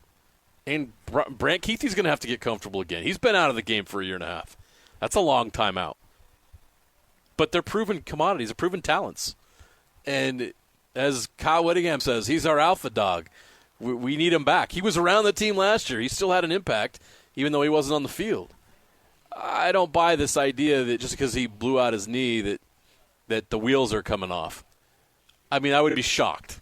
I'd be shocked, and I think everybody would be. Then that if let's hypothetically say he isn't what he is, and they've got to turn to a backup quarterback. Do they feel better this year going into the season about their backup quarterback situation than they did last year? The backup quarterback situation is what now again? I mean, honestly, Brandon Rose or Isaac Wilson, right? Is anybody else in the mix? So Brandon Rose, right? I don't know. I mean, I'm a big Isaac Wilson I'm fan. too. But having covered him in high school, did he have some sort of Did he have some sort of a? Even if it were a minor surgery, very minor, is that what they said? Very minor, not an issue. He's already up at Utah football. I don't know what he's going to do in spring football, but he's been in their workouts. We've seen if he's 100% healthy, Brandon Rose should hit the transfer portal. That's the way I feel about it. That might be in what ends up happening. Because even if Cam Rising gets hurt, like let's say 4 games in, and you're like, oh, we got to burn that red shirt of this kid. You go, yeah, and? Who cares? Great year to do it. Yeah. Why not? Why not bring a kid in who has all of the expectations on his shoulder as it is, and every time he's had that, he's thrived. I think Isaac Wilson is going to be better than Zach Wilson was in college, and you'll see him not get picked second overall just because people are going to be like, oh, we made that mistake with the Wilson brother beforehand. But I think Isaac Wilson, when it's all said and done, is going to be the better Wilson brother. Isaac was better in high school than Zach was. I like you, expect Isaac to be even better in college than Zach was, and that was pretty darn good because Zach's last year at BYU was pretty darn good. What did we? Was he that close to making a decision? He wasn't. It was always Utah, right? I never heard anything different. Right? Was BYU ever in the mix at all? They probably made a pitch because Mike Wilson and Kalani are pretty close, and I would imagine that they would have heard a pitch, but Mike. There was no hat ceremony. I think he got on Instagram Live at the pool, and it was really. There wasn't a lot of. Was the pool at Iggy's at least? Does Iggy's have a pool? Is there an Iggy still exist? I was going to say, is Iggy still with us? There was no Iggy situation with Isaac. Is what I'm saying. I know Iggy's... there was no hype. There was no buzz. Right. The decision just came out. He got it out of the way real quick. I think they had a cake. I mean, it was nothing. Yeah. So, it was not that Zach was any different. He had a little signing thing with his family, but other than that, there's Isaac's ready to go, and I think you're in a situation where you learn a lot from your older brother's experience.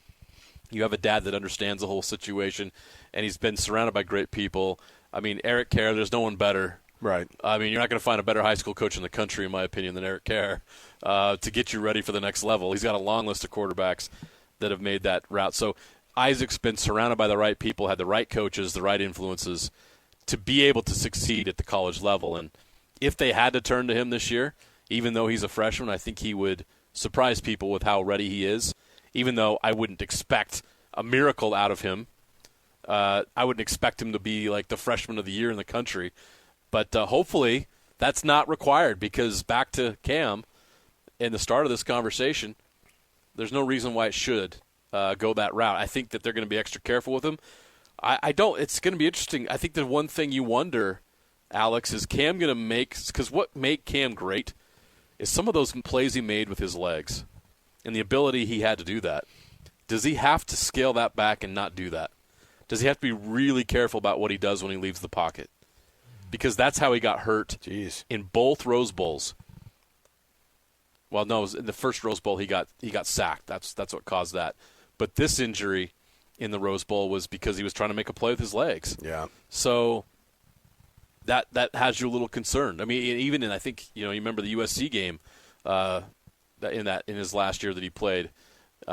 He made plays with his legs. He made the game-winning play with his legs. Mm-hmm. So that's an important part of Cam's game. Does he have to scale that back, and how does that impact the way he plays football at the quarterback position? That's a good question. I don't know if they're going to scale it back because I don't know how they're going to handle that. That's going to be interesting to watch. How has he changed post-injury in the way he plays the quarterback position? Does he take more of those chances getting out of the pocket and making runs? So we'll have this conversation, I think, probably a couple more times before the season happens. And we'll also probably have this conversation. What's a bad year for Utah? Like what's the minimum expectation What's for the floor? Utah? Yeah, like what if things go south and let's say Cam doesn't play the whole season, but if he does, what's the floor? Like if he does play all season long, because if he gets hurt, then no one's going to go, yeah, but you still should have been Big 12 champs. Like I don't think that's the case. If he's healthy all season long, then what's the bare minimum? Is Utah fans saying you have to win the Big 12, otherwise I'm disappointed in you? Yes. Or is it like yes. double-digit wins is still good enough? No. All right. This team, Cam's coming back, Brant Keithy's coming back. This team is put together and built to win the thing.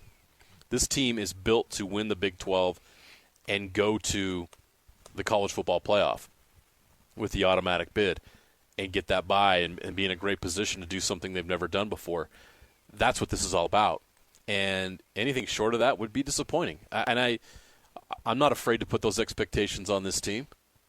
There's plenty of reasons why it won't go that way. What if you start the season, first game in the Big 12, and you lose at Oklahoma State? Which is very possible. Yeah. Ollie Gordon's the best running back in the country. That's going to be a really good team You're on the road. going to a brand new place you've never played before. Then who are you playing the next week? Arizona. Right. Yes, you're at home. You're at Rice-Eccles Stadium. But who was number 3 on that list of quarterbacks we just read? Noah Wait a Fafita. minute. I thought you just said that you wouldn't give any credence to that list. You can't use it as an argument then. Where was he at on the ESPN list? I think he was in the 7 or 8, somewhere around there. He was ahead of Cam. Yeah. And he's been ahead of Cam in every list I've seen. Even Vegas has him ranked ahead of Cam. Right. Wasn't Vegas put out who put out the list of the Big 12 quarterback rankings? There's been multiple. Athlon did it, and Cam came in 4th. I don't know. There's some really good quarterbacks at the top of the Big 12. Daniels, Shedeur Sanders, and Fafita. That's who was ahead of him. But, there are some good quarterbacks in this league. And right out of the gate, if you're 0-2, it's going to be really tough because we know how good Arizona's going to be with the schedule they have, which is cake. And then you got Oklahoma State, Kansas State. Those are going to be really good teams. Ooh. So I could go for some football cake. Well, you weren't talking about that, were you? I completely forgot what I was talking about because you just said cake. Me too. It all went blank when you said cake to me too. My point was that there's places where Utah could stumble here, but if they win those 2 games out of the gate, then it's all possible. It's all in play, and this group is all coming back together to make that happen, and they're built for it. What kind of cake is the Arizona schedule? Cupcake. Okay. Very, Cupcake. very. Like, I look at it now and I go, I know that they're making the argument like, hey, we already had K-State on the schedule too, so obviously you need to do the same thing for us, what Baylor and Utah are doing. And Utah's going, wait a minute. It's a way different deal, us getting a freebie against Baylor versus you guys getting a freebie against K-State. I mean, that's Will Howard's old team. Will Howard. That's Will Howard's old team, the 6th best quarterback in the country. Good luck, Buckeyes. You didn't Good know luck about with that? All right. Joining us on the program right now, he is Tom Curl. All the latest news and notes from the league and the locals in the NFL. JJ and Alex bring you the NFL Blitz on 97.5, the KSL Sports Zone. how can I be my best with my diet today, with my fluid intake, just everything down to a T to try and get better. And I got back on the practice field late in the season and couldn't get to a top speed sprinting, but really been in a good place rehab-wise from the start and feeling really good. And, again, I'm hopeful I can play 2 or 3 or 4 more years, but you need to have some good fortune there too.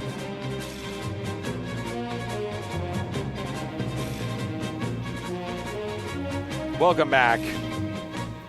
JJ and Alex, 97.5 the KSL Sports Zone. Connor's got, what do you have still? A couple things here. Some Jazz gear. Got a Jazz flag still available. You'll also get hooked up with a, it's like a little take note. Is that, no, that's Japanese. Take note. We still have the take note Utah Jazz. We're calling it a paperweight, but man, that's the finest of fine paperweights. Full logo Jazz. Logo paperweight. Perfect for your desk at work. Yeah, come get one. And it's not Rodney Hood, so congrats. It is not Rodney Hood. I love how Connor also holding up the KSL Sports Zone pins. We did not highlight those for a reason. All right. I mean, I like them. But that's what we got. We got some Jazz shirts over here. Let's go. All right, here's what we got. NFL Blitz, as we said, rolling it out here. By way of announcement, I want to make sure that we snuck it in. A very, very good relationship we've got now with one of our newest sponsors. We love having them on. Doug Smith, Kia, Subaru, Chevy, Jeep, Dodge, Ram, or any other vehicle of your need when it comes to the used type of things. Doug Smith is going to take care of you. The Doug Smith dealerships in American Fork and Spanish Fork. Great service starts with know-how, and nobody knows like Doug. So, let's start off first here on this one. I don't know what to think about it. I wanted to laugh at first, but then I think it is actually kind of a serious deal. Apparently, there are fans who were frostbitten enough to the point at the Dolphins-Chiefs game, which was, I think, was it on record as like the coldest game ever? Historically cold, yes. There were fans who apparently are battling frostbite and are facing amputation. They were warned. They were publicly warned. Here comes big NFL. Here comes big NFL lawyer Jeremiah Jensen. They saw the "Don't Slip" sign on the way in. Yeah, but you know what? I mean, the amount of people that had their shirts off for that game, dude, though. It was, 27 below, and you're taking your shirt off? Take your shirt off. You're going to lose your nipples. It's just going to happen. How are you going to survive that? Hey, Jeremy. It's 27 below. I'm going to pull that drop.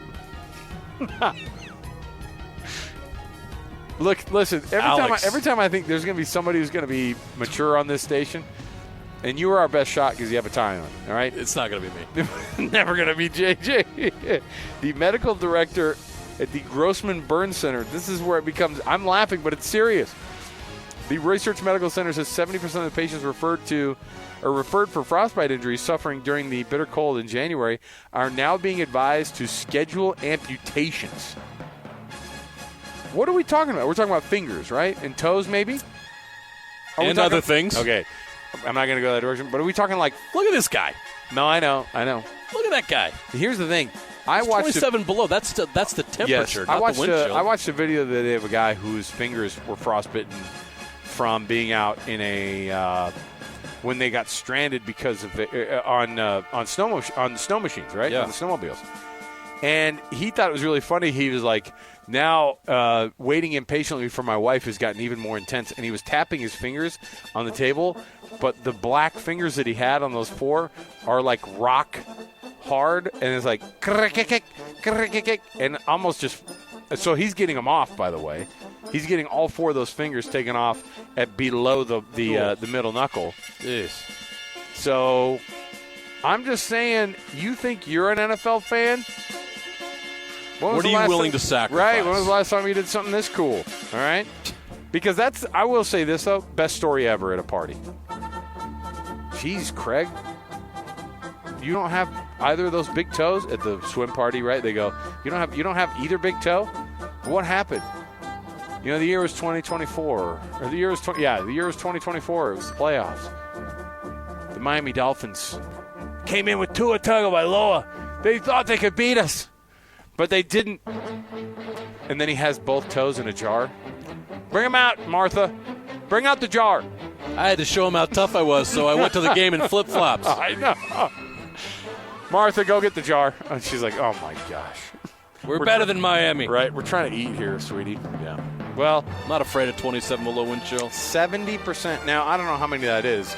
Is that 7 people? Is that 9 people? I don't know. Oof. I'm not sure how many people have been advised to be. If you're talking dozens of amputations after that game, then we need to figure something else out here. NFL fans, you need to get a better. We need to get a better situation. All right. Keep your shirt on at the next game when it's 27 below. Hey, I was telling you about the. I was telling you about before we get to our obligatory Aaron Rodgers story here, real quick. Dalton Schultz, who signed a new deal with the Texans, by the way, decided also to go a little bit further and say the playing for the Cowboys was, quote, a zoo. Well, yeah, you're not going to get nearly the attention at the Texans as you were getting at the Cowboys. He's not wrong. The Cowboys are a zoo. Is it a bad zoo? Is that what he's implying? He didn't say that. We all love to go to the zoo, right? We love to watch the zoo. We love to go look at the animals in the zoo. Mm-hmm. Do we want to be there all the time? Yeah. Oh, of Probably course. gets a little old, right? Of course not. Right. So Dalton Schultz, I think we all agree, is in a better situation there at the Houston Texans. Aaron Rodgers says he could play up to 4 more years in the NFL. If he did, he would be 44 years old. He would obviously need to avoid more injuries. Now, are we that shocked when Tom Brady was able to play till 45? That someone would, like Aaron Rodgers, would play further than their body says that they should be playing? No. Of course not. It's exactly where we're at. How good is he going to be at that age, though? That's the question. Does he play all 4 of his last years in the Jets? If he does go 4 years. He might have to. Where else is he going to play? Yeah, that's true. You know there's a desperate owner somewhere. There's always a desperate owner somewhere, JJ. I guess. Who will roll the dice in a dumb fashion on somebody like that. All right. We'll take the break here. We'll come back. Going to have our final time here with Tom Curl, at least here at the warehouse today. Ooh, I saw Clayton walked in. Does that mean we're going to have a, oh, boy. Uh-oh. A little heavyweight battle on the way back. This is Mike Tyson versus Logan Paul over here, right? Or no, Jake Paul. No, the Jake Paul. Yeah, this is, the uppercut that Tom has is still unbeatable. But you got the young guy who thinks he can win every battle. That's what we're coming back to next. So stay with us. 97.5, the KSL Sports Zone. And now, a look at traffic from the KSL Traffic Center. Well, we're only down to 1 wreck, but it's a pretty big one in Murray this afternoon on 4500. The hour with our picks for the best and worst moments on today's show. As JJ and Alex want to hear your best and worst of the day.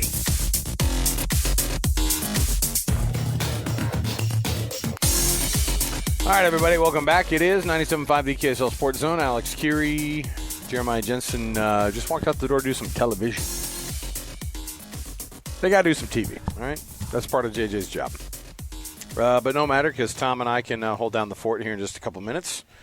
Tom Carl's going to give us some of our final deals of the day right here. Best and worst of the day was, of course, I'm going to do an honorable mention, and that's something that I want to make sure we do some extra time on at some point. But Utah State clinching a share of that Mountain West title. Huge deal. Goes without saying that Danny Sprinkle's been insane this year. I'm trying to think of something that you can compare it to. You know, teams exceed expectations all the time. Not like this. Not like this. So,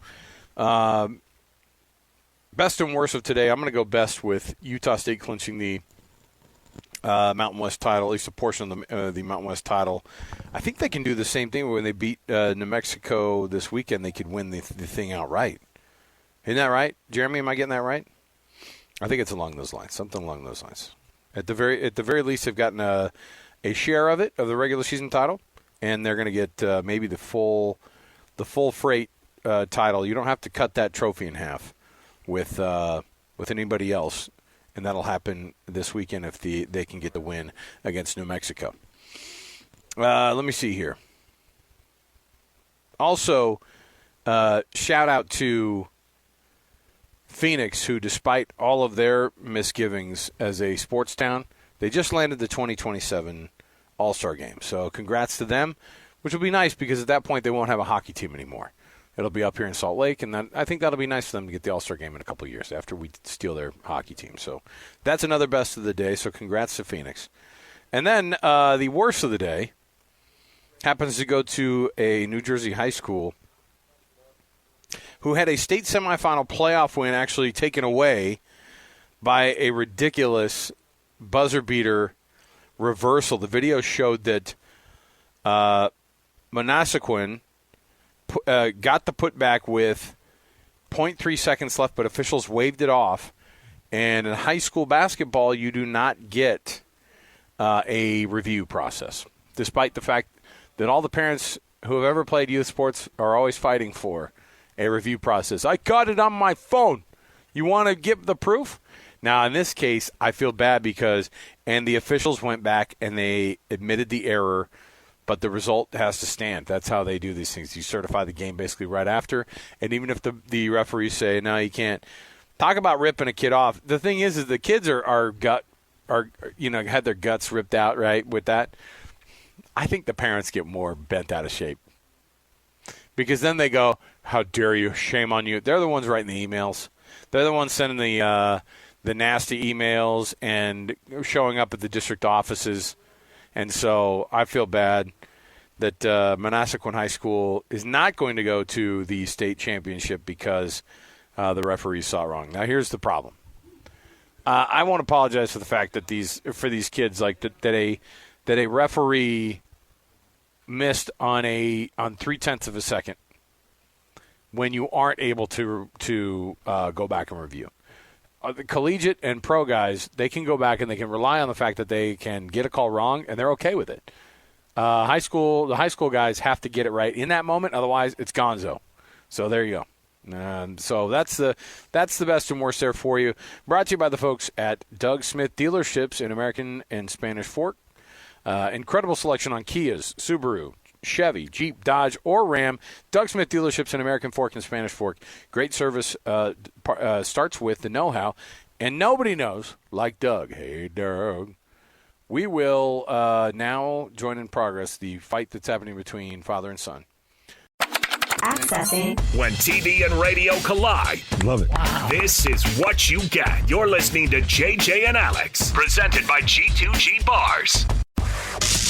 Don't touch that dial! On 97.5, the KSL Sports Zone.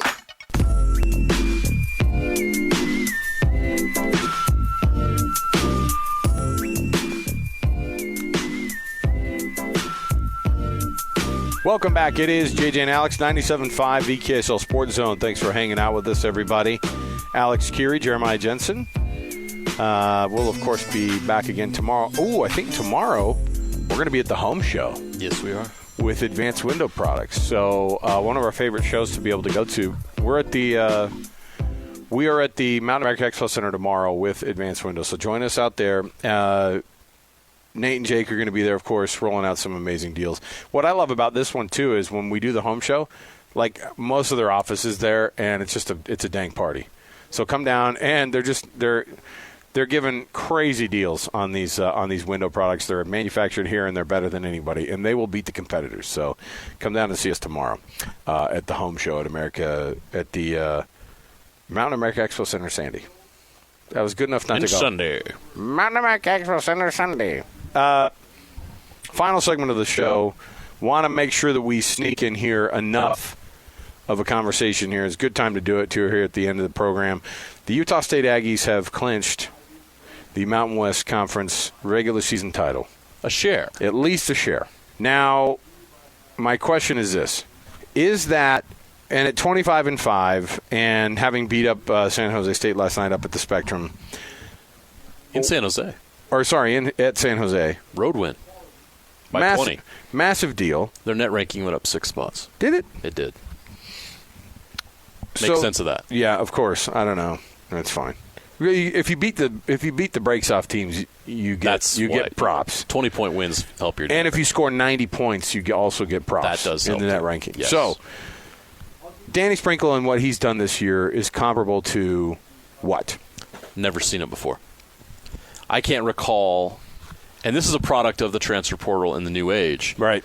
I can't remember a college basketball team that brought back 0 points from the year before with a brand new head coach, basically a brand new roster, and even had injuries they had to deal with this year, and be able to pull off what they've done, which is historic.